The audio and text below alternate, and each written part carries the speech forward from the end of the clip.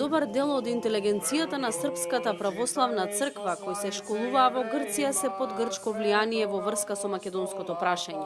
И тие имаат поинаков однос према нас, за разлика од постарите владици кои не беа оптоварени од пропагандата. Вели владиката Петар во интервју за агенцијата МИА, осврнувајќи се на проблемот со Српската православна црква и помошта во решавањето на спорот од страна на Руската црква.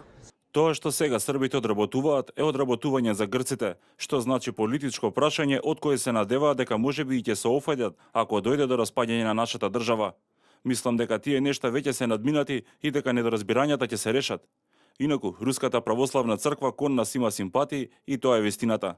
Црквата треба да биде смирувачки елемент во надминување на политичката нетрпеливост.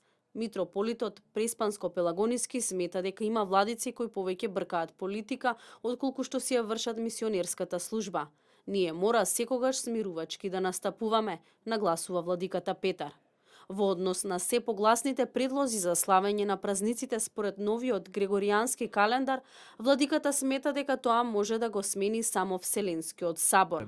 Подсетува дека Ерусалимската црква се откажа од смената на календарот, бидејќи по прифаќање на новиот не се запалија свеќите во гробот Христов и црквата веднаш се врати на стариот Јулијански календар.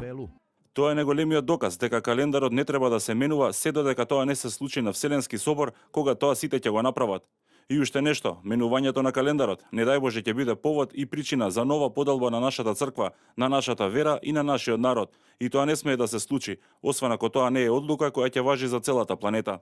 Владиката во својата божикина порака вели дека сите, без разлика на вероисповедта, треба да бидат доследни на учењето кое ги обединува сите вери во општеството, а не што разединува. Ако нема тенденција за агресивност кон другите, за вршење на верска асимилација кон другите и насилно исламизирање или воведување на разни секти, тогаш верувам дека ќе се надминат сите кризни состојби, вели Петар.